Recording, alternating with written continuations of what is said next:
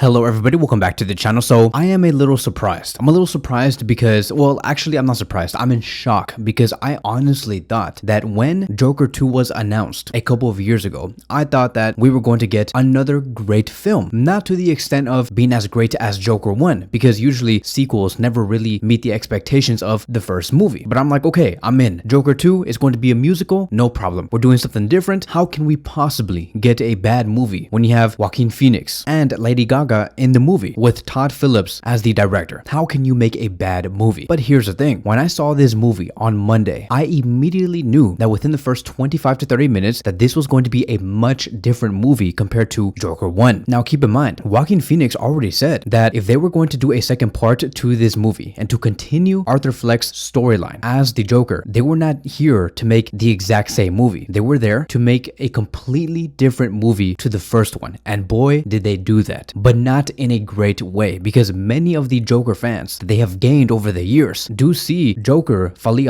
as one huge middle finger. Joker 2 is a complete disrespect to the original fans that they have gained in the past couple of years. I'm going to be giving out my own opinion about this movie in just a few minutes, but just to give you guys the general idea on how the world is viewing this film, it is not great. And let me tell you why. There's a few reasons why the original Joker movie was so phenomenal, why it was praised, why it won some Oscars. Point number one, it was Joaquin Phoenix's performance, which was amazing, right? He played the Joker very well. His raw and intense performances really did capture the gradual descent into his madness. We went along with that ride. Point number two, the psychological depth and character study was amazing through the first one. It did explore the inner workings of a broken man within a decaying society, which was Gotham. Point number three, the social commentary. It resonated with us because of the societal issues that they were commenting on, such as income inequality, the mental health system failing many people, how society does treat very vulnerable people. And we saw Joker in that film stand up for himself and gaining a cult within Gotham, and at the same time gaining a real fan base in the real world, which was us. Another point, it was a unique take on the comic book character, right? We never seen a Joker of this kind. Like for example, there was no ever any grand action sequences, no traditional hero versus villain dynamics, none. It was simply just the Joker himself and how he had to combat through a very difficult environment, and he was slowly transforming into a symbol of chaos because we understood it. We understood why he was becoming that man. We understood why he was becoming the Joker. He did not just become the Joker because of like no reason. It was well explained. We loved it. We were like, okay, we get it. We understand why you're like that. These people that are treating you like shit, we can all understand why you were heading towards this direction. And we felt empathy for the character. We felt complete empathy. And at the same time, through the movie, there were sprinkles of tensions and unpredictability. It was a wonderful film. Now, the reason why I'm explaining to you guys this, why the Joker was so amazing, is because when you watch this movie and then you go into Joker Folie,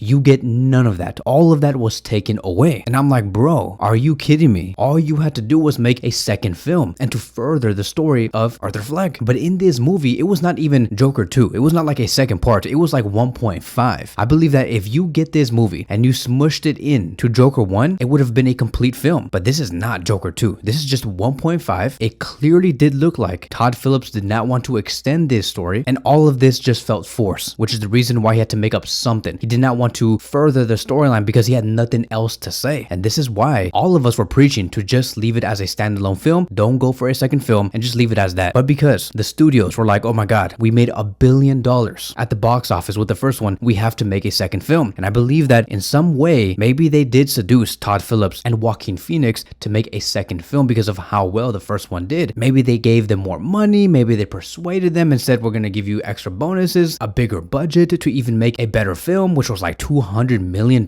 And in the end, when you are forced to do something, when you feel like you are doing something that should have never been done, you aren't going to get the best result. And that is what happened with Joker Folie. I believe Todd Phillips and Joaquin Phoenix said, okay, we don't really have a story to tell, but we have to do something different just so we can really stand out. Because honestly, like, yes, this money is good, we're probably going to be accepting it, but there's not much to tell. So let's maybe add the musical element into it. Maybe let's just take the storyline forward by killing the Joker in the end, which we will be talking about in just a few minutes. And that was basically it. Like, that was it. It is Joker 1.5. It is not Joker 2. It is not the second part. What happened here was a father basically raising the child, making him become a great man, and only for, in the end, 10 to 12 years later, he just leaves, pushes him, and just says, you are nothing to me. I'm leaving. Bye. It's a broken relationship in the end. So I do want to head towards the details of this movie to to give you guys a better understanding on what this movie was about. Keep in mind that there's going to be a lot of spoilers here, so if you guys have not seen the movie, please leave, because I also left the spoiler title on this YouTube video. So I'm gonna try my best to maybe like this movie, because I do have my own opinion. Everything that I have been saying in the past few minutes of this video was basically the view of the general fan base and how they saw it. And I understand that. I really do understand how they view this film, because it is not good. It's really not. But I'm gonna try my best to give my own opinion and maybe give some positivities around here. Okay, so here we go. Joker Folie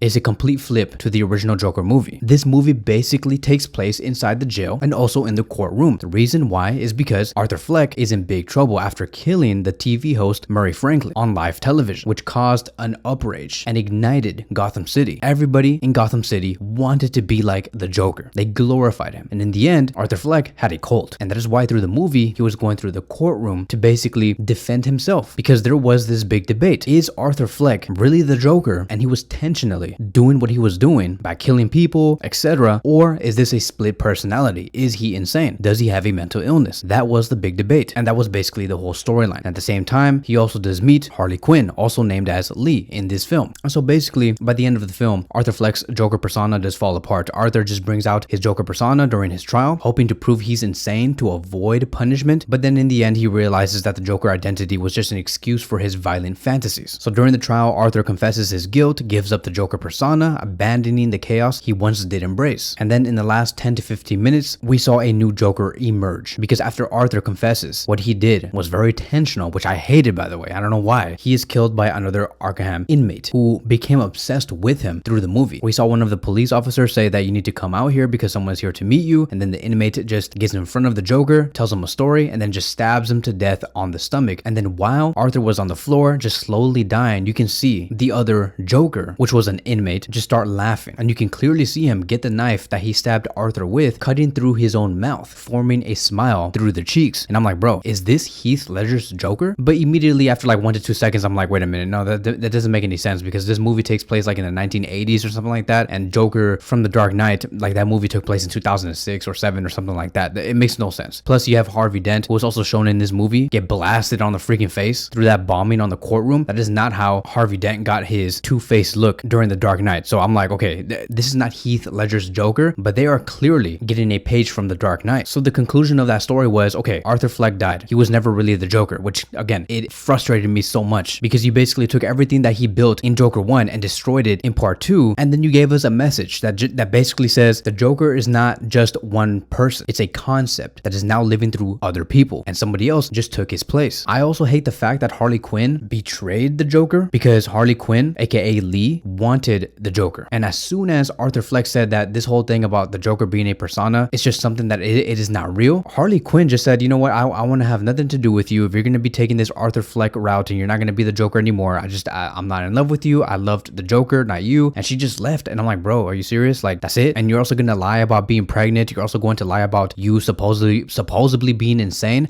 For 1 minute there, I thought that through the movie, we were going to see Arthur Fleck do something insane to Harley Quinn. Again, her name is Lee Quinn in the movie, but do something insane, kind of beat her on the head multiple times to the point where she becomes mentally ill, or just do something maybe poison her in some capacity that kind of reflects what the comics were also telling, and that is how she became Harley Quinn. But we did not see that either. She just stayed the same, never got harmed by the Joker, and she just said, you know what, I'm just leaving because you're not the Joker, you're not the real one. I'm gonna go bang the other one, the one that's going to kill you in about 10 to 15 minutes. It's just insane, bro. I hate the ending. I believe that we also got a couple of messages through the movie, for example, the Joker supporters who once did rally behind Arthur, and because he said that it was all persona, is fake, I want to take the Arthur Fleck route, the fans did not even understand him. They were way more focused on the violence, the chaos, not really caring about what he was actually dealing with, the real man that was there. They did not really care about him. They cared about the Joker. They cared about the persona. They cared about what the Joker stand for, and they wanted to stay by that. And they just threw him away like nothing. It just showed that they were never really loyal to Arthur Fleck. They were loyal to the symbol of the Joker, and they rebelled. Going back to the ending though, it's kind of crazy how that inmate did kill Arthur Fleck, because if you really think about it, the inmate saw Arthur Fleck tell to the world that the whole thing was a persona, and he did not claim himself to be the Joker no more, basically betraying his cult, right? The people who looked up to him. The inmate saw that as a betrayal as well, because he always saw the Joker on television and said, that's my hero, that is who I want to be. And the moment Arthur Fleck betrayed the Joker character, the inmate went on to go kill him because he felt betrayed. That is exactly, my friends, how Arthur Fleck felt about that TV host from the Joker 1, which was Murray Franklin. Arthur Fleck felt betrayed by Murray because he was somebody that he thought he wasn't. And that is why Arthur Fleck killed Murray. And now it just backfired to him in the second film. It's insane if you kind of look at those two scenes. It's the exact same thing, but just different people. And so I guess this is what the movie was trying to tell us from the very beginning, which is why we saw that little cartoon flick of the Joker basically being followed by his shadow. And that shadow was the Joker himself. Arthur Fleck was trying to get away from that shadow, but he really couldn't. He was just too weak. It kind of gives you the idea that Arthur never really fully embraced the Joker, and this inner conflict just eventually destroys him, hence the ending. And so in the end, okay, fine. It's a great message. I like the parallels. It was nice. The cinematography was also amazing, but I just, it's just, did we need it? I don't think so. I don't think that we needed Joker Folie à Deux. Hence the reason why I said earlier in the video that all of this just felt forced. Like, okay, it was a story, but it was not a necessary one. You could have just kept it. I remember leaving the theater and I remember hearing like some people talk about the movie and they were like, is that it? Like, was there ever really a big story that was supposed to be told here? But, they were just in shock. They were like, what was that? And I was also thinking the exact same thing. I'm like, okay, like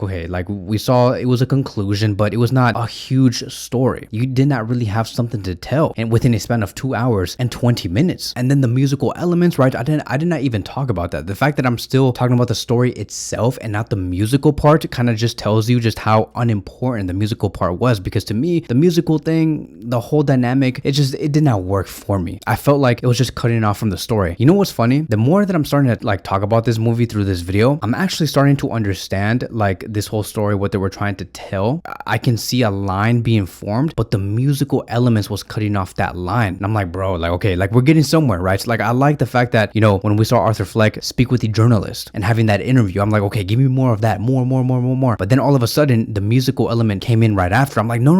Why are we cutting off? Why is this stopping the story? Like, what's going on here? It was just thrown in there so randomly. And I'm like, I was looking at my partner and I'm looking at her and I'm like, bro, like really another song? Like, okay, here's the thing. I'm going to say one last thing because now that I'm talking about this movie for much more than 15 minutes, I came to another conclusion. I like the story. I like the message. It's okay. It's not the most complete story, but the musical elements really did bother me. I think that the music was also good, right? So you may question, okay, Kevin, you are saying that the music was good, the story was good. Why are you saying that this was not a good film overall? So it's kind of like this. Can you imagine eating pizza, right? We all like pizza. Pizza is amazing. Pizza is the story. And then on the side of that pizza, you get a bagel. We all know that a bagel with cream cheese is good. It's amazing. But do they go together? Does eating a bagel with cream cheese go together with pizza? While yes, both meals are good, right? They're tasty. They do not go together. It does not fit well. That is what Joker Folie à Deux is. It's like, okay, the music is okay. I like it's banging. I'm getting along with it. I also like the storyline. We're doing something with it, but they do not go together. They do not mush well. What we want is pizza with ranch, not pizza with a bagel. That is the most random thing ever. This is what the movie is. It's like, okay, the music is good. The storyline, we're getting somewhere. Okay, the ending may not be the best. I understand the message. I understand that the Joker is just a persona that is being spread through Gotham City. Everybody's going to become the Joker. Okay, great. There's a great story. But the musical elements, like, really, do we have to add that there? No, it does not need to be there. So in the end, this is going to be my final rating. I would like to see this one more time to maybe solidify my opinion. It is definitely not as good as Joker 1 at all, by a huge margin. This is a miss. There are some positives here and there, but in the end, this movie did not need to happen at all. If I were you guys, and if you guys have not seen the movie yet, just save your money, wait for this to come out on HBO Max or Max. Maybe have a couple of drinks, try to maybe order some pizza,